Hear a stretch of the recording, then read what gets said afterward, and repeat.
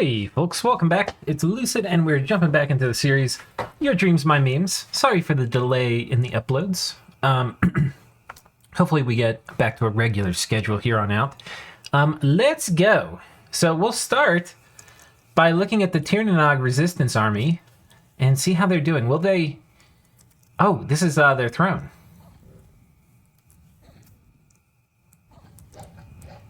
This fountain of blood has some things to say. Steroids in the Olympics. That's right. This is our mass strength. Unfortunately, the real meme would be to give this god copper arms and let him really use all of this tremendous 34 strength he has.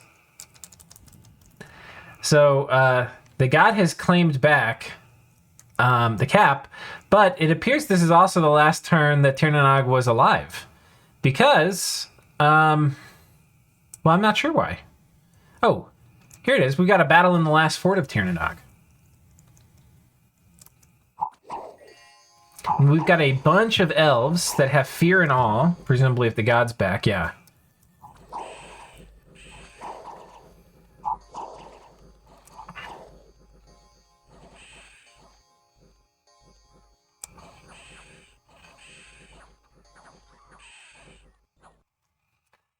Only losing 2 Hell Herdings, killing all the remaining defendants. Now, what that means is that laying siege to a fort does not count as ownership for the purposes of staying in the game. So what does that mean? It means this fort here was lost. So Tirnanog, even though their god came back, spawned on top of their cap. Yes, they're dead. I don't know what happens to the god itself. It may stay indie. It may disappear next round. I'm sure we will get to see. Centaurs attack successfully, take this province with 17 PD, it looks like. And, yeah. Caelum looking mighty fine. Helheim, probably number 1 in provinces, I'm guessing, by a margin. Yeah, Helheim looking very, very nice. Kerberti 1 piloting this nation very well. Let's take a look what else is going on.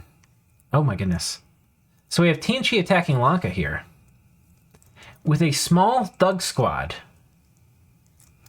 And by thugs, these aren't commander thugs. These are... So he's just blessing them, but he's gotten quickness on some of them. These guys are very hard to kill. Or they can be, right? Protection. A lot of times you can stack buffs on them with TNG, like Moss Body and stuff. They're really, really strong. They've got Berserker built into the chassis. Of course, the Weapon Bless, they've only got 1 weapon. It hits really hard. Not great on these guys, but yeah, they get blown up. This would have been a very good raiding party for, like, I don't know, a few PD. They would have torn it apart. But Lanka saying, no sir, no siree Bob. We're going to stay alive. Did they ping this? No, this is false prophets here.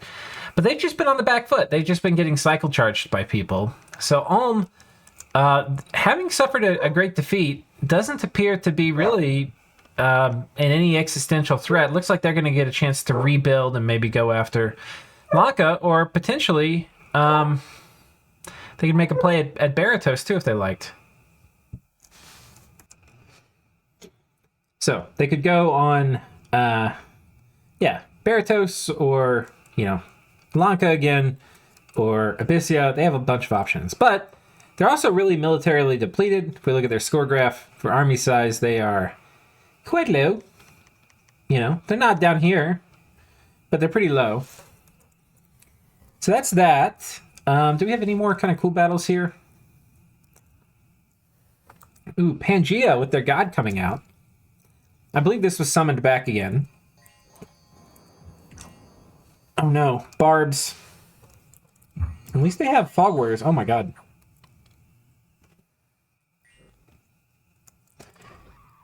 Yeah, she didn't last very long. And I believe that's it for this turn. So, score graphs, provinces, yeah, Helheim. Wait, was that? Oh, that was army size. Provinces, Helheim looking mighty fine. Caelum right behind him.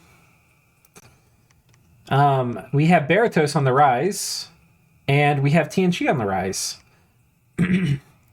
Potentially a big battle between TNG and Lanka next turn. Let's check out and see what happens. All right, in 32. Message from Caelum. Diplo update. Finding something that works against Ubar seems hard, so I don't think it's worth it at this point. I offered him a nap and he accepted. The new plan is to go on TNC. So this is interesting because TNC is like all in against Lanka right now, but they haven't had their big fight. His army seemed to be marching towards Lanka's cap, so next turn I'll cancel the nap. That should guarantee me an easy fight for his northern throne. I think it's the Throne of Death, but I'm not 100% sure. Since I believe it's that the Throne of Gaia is the southern one, I really don't want Helheim involved.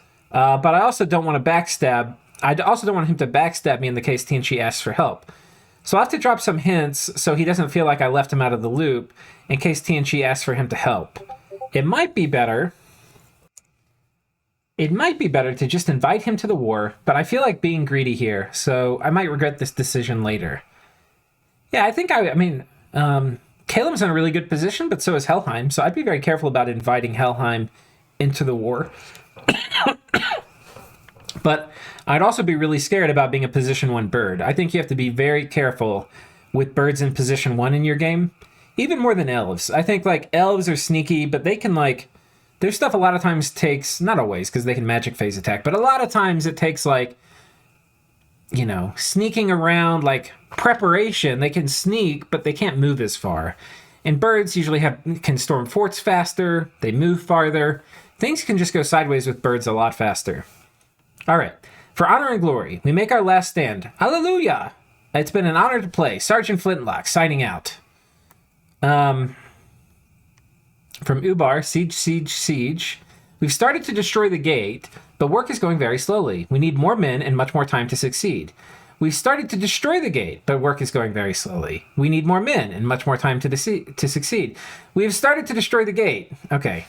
So yeah, Ubar is a little frustrated at the fact that they killed off their whole army. Fuck it, I'm spawning hawks. Yeah, that's not bad. Call the Wind is a decent way to get a little bit of siege chaff directly where you need it, since it's a remote summon. That's really nice.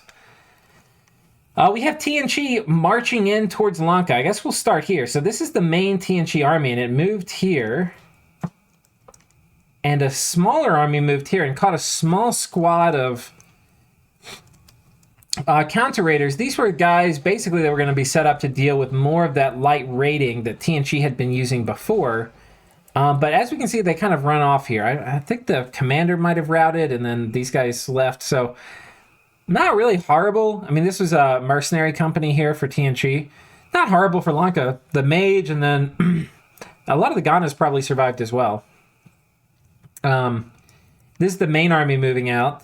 Let's see what he's looking at doing with the mages here. And again, this TNC Bless is like all the weapons. So it's pretty spicy.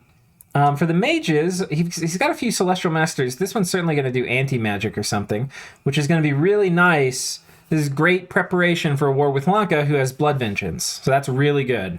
I like that a lot. Massive approval. I'm not sure what these other ones are here to do. I don't know. This one's doing flaming arrows, presumably. I don't know, or maybe fire elementals. Elementals are one of the pretty good ways to deal with these Lankan sacreds.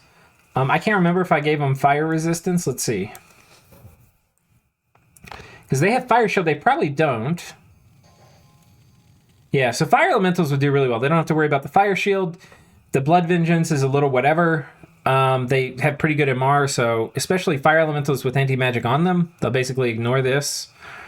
They're ethereal. These Lankans don't have magic weapons. They have to deal with charged body, but I think that's okay. So that'd be a kind of cool thing to do. Now, TNC is not in a great position to spam out fire elementals, but they could cast a few with the one guy who has it. Lanka raiding out here and moving the main force over here to take this really high-income fort, or province, from Ulm. And this looks like a lot of PD, a huge PD dump from Ulm, but I don't think it's defended by an army. And Lanka summoned a bunch of imps. This is Ravzia playing Lanka, for those of you who forgot.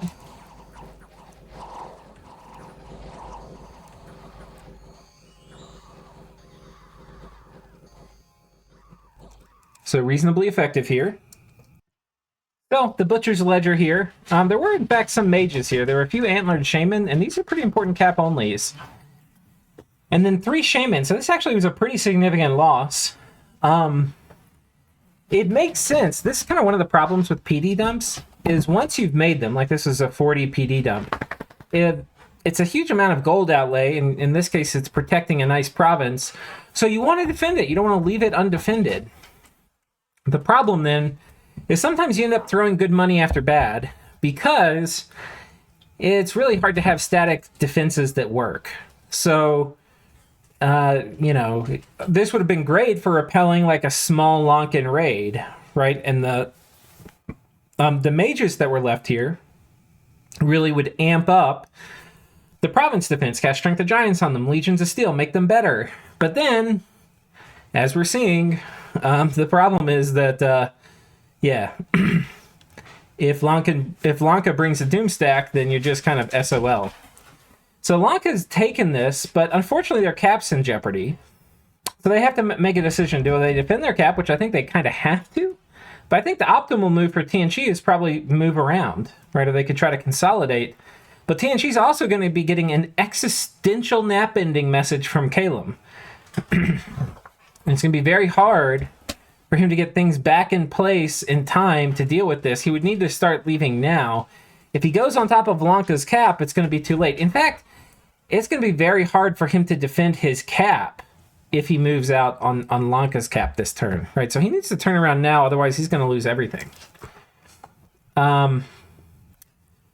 But that's a little too bad, because I do want to see the TNG Lanka showdown. We might get to see it. And if he has this turn, which I think he has, gotten the nap ending message, it would make sense for him to either just go on Lanka's cap, say, okay, well, let's take a shot, let's make a big play, let's see if it works. But what you do not want to do is, like, dance around. Like I was actually just saying, that would probably be the normal move. It's like, dance around, try to tank Lanka's land, maybe trying to get him to split up his forces, try to defeat it in detail. Like, those things are kind of more for a slow war where you're not on the clock. TNG is definitely on the clock.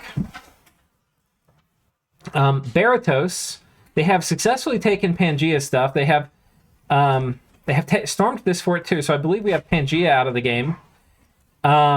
So yeah, they're totally free agents now. They can decide what they want to do next. They can try to get a blood economy going and get some Sayir. We can already see a few of them in the capital.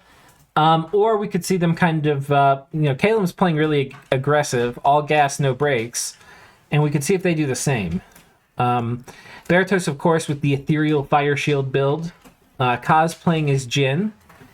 And I think that's it for this turn. We're going to go ahead and do one more turn. All right, and this is turn 33. We get a message from Ulm. Disappointed, Hercules. I was hoping TNG's attack on Lanka would take some of the pressure off me, but alas, they've charged ahead despite losing their homelands. Unfortunately, I can't take back the storm much longer. I can't hold back the storm much longer, and Abyssia will now be invading soon. What can man do against such reckless hate?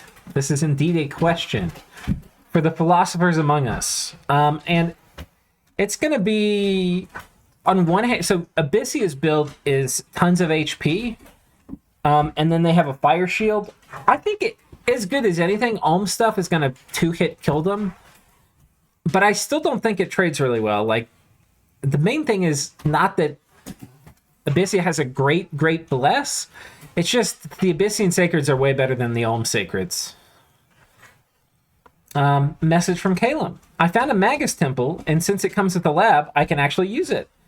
Current research goals are Evocation 5 this turn, Evocation 6 for Wailing Winds, then Alt 7 for Fog Warriors, which should be pretty good in this game. True. So he's getting Evo 5, Evo 6, then Alt 7. Okay, that seems reasonable. Diplo update. TNG asked around to find allies. Baratos told me he'll join me instead if he gets a throne. I've accepted since I don't want to fight both of them.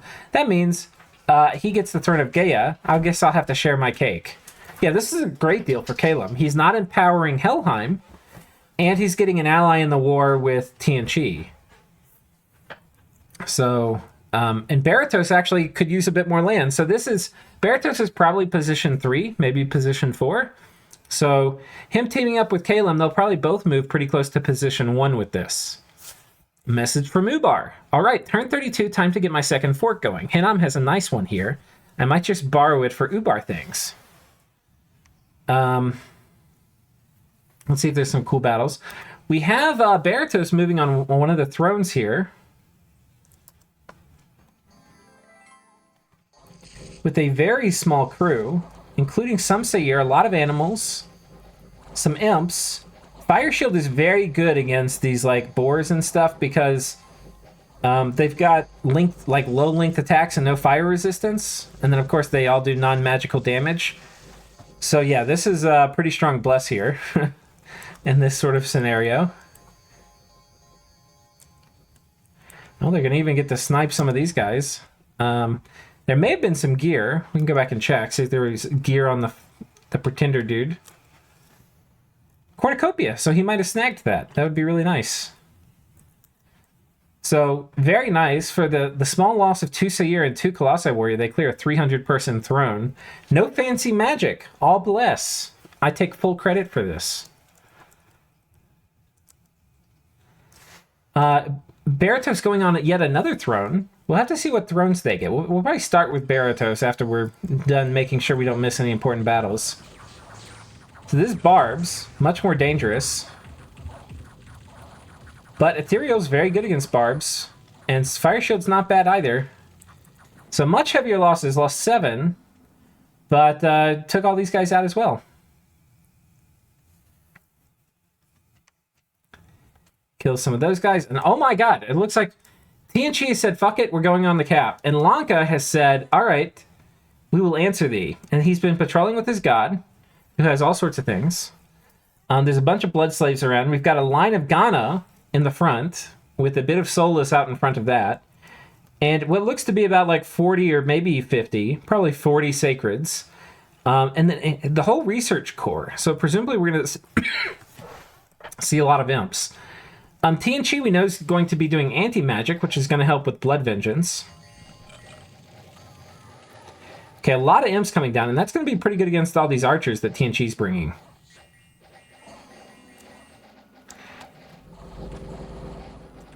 But it's not exactly critical mass of archers.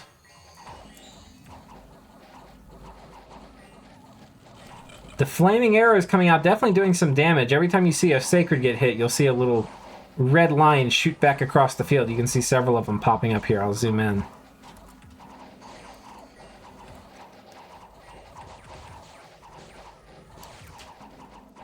But usually archers shooting into these sort of things aren't really that bad. The problem is that TNG is going to need this army, which even if it wins, I think it's a loss, to fight Caelum. But it does look like this army will win.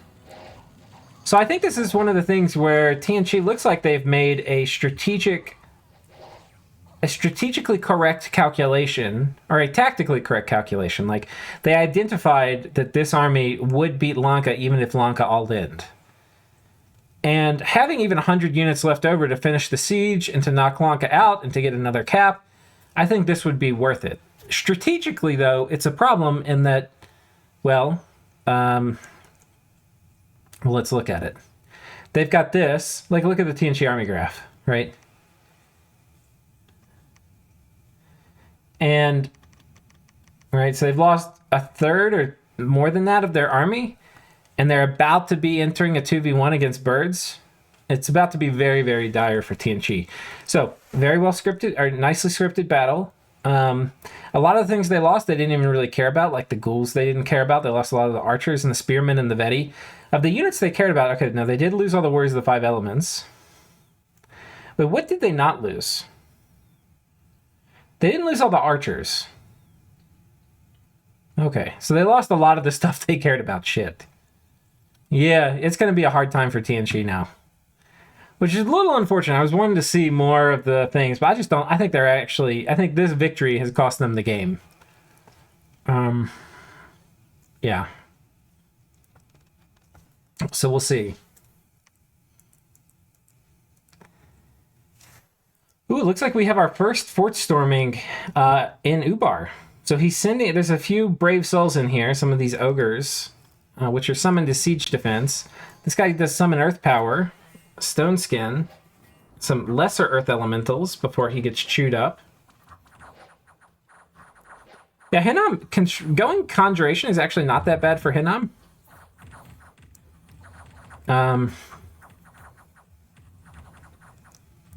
They can do Howl reasonably well. They just need Construction 4 and Conjuration 5.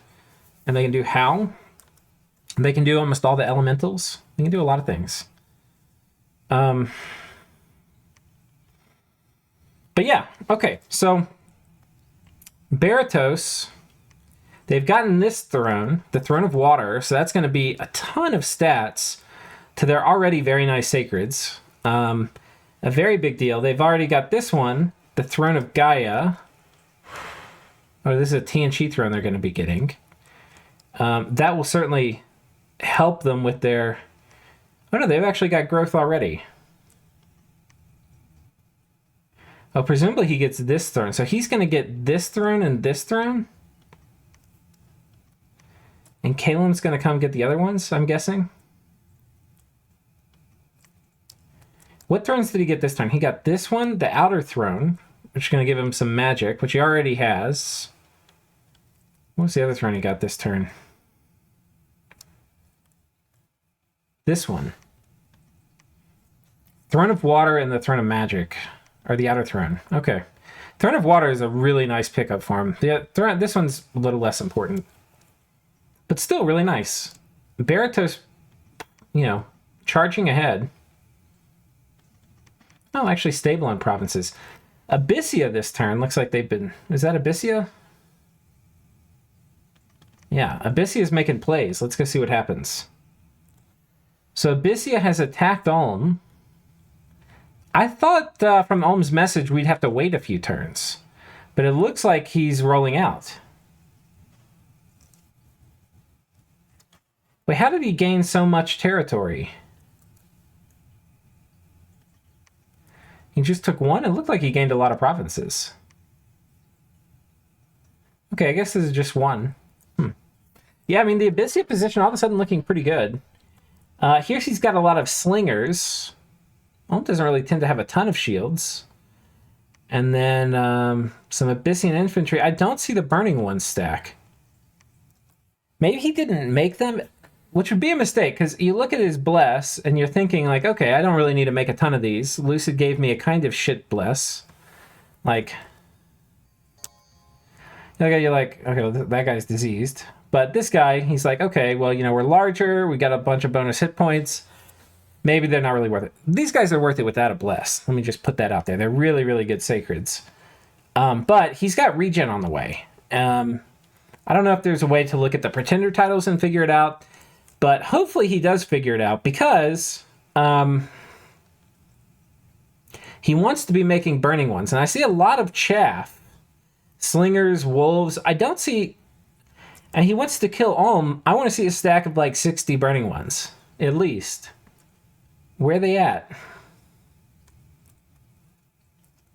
Let's take a look at the Hinnom Ubar situation here.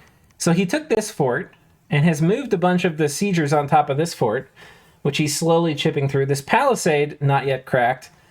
And this, the Castle Arcanum, also not cracked. But he's keeping these locked down to deny Hinnom any chance to recruit units or move troops around or things like that, which I like. Bunch of Ifrit warriors here. Probably they should move out. They're pretty good at sieging. Yeah. I think that's it for this. Probably that's it for this episode. We're over 20 minutes. So I think the exciting things next time is going to be the outbreak of the Tianchi War with Caelum. Tianchi looks just wildly out of position. It may be the case that Lanka survives, because Tianchi is going to have to leave. Ulm is going to be fighting Abyssia, so all of a sudden Lanka is a free agent, unless Abyssia decides he wants to eat Ulm and Lanka, which I think is a very possible thing. But it's hard. It's going to be hard to know what happens. But I think what happens in this theater is really interesting. And Helheim is also a free agent, and Helheim's really big. So they could go on Abyssia, they could go on Ubar, they could go on Caelum, they could go on Tianchi, sort of, not really. They could go on Baratos for sure, or Caelum. Caelum they have the biggest border with, but it's also probably going to be a pretty tough war for them. Especially if Caelum has air elementals. You really don't love throwing air elementals, which are not going to care about the bless at all. Fear morale, Fear all doesn't matter to air elementals. Enough of them, and then Flyers is going to give Helheim a pretty bad day, I think. But anyway, we'll get to find out. And also Caelum's other thing, which is like having these Kavi archers, which, oh, cool. So we get to see a lot of them here. These Kavi archers with this bless are pretty spooky. You know, there's a bunch of status effects getting done here. This guy's decayed, burning, all the things. So these are actually pretty spooky archers. So these are things that elves really do not want to fight. So I don't think it's really an option. Kirby's going to know this would probably end badly unless Caelum misplays. So we'll have to see. But at any rate, tune in next time, see what happens, and until then, take care.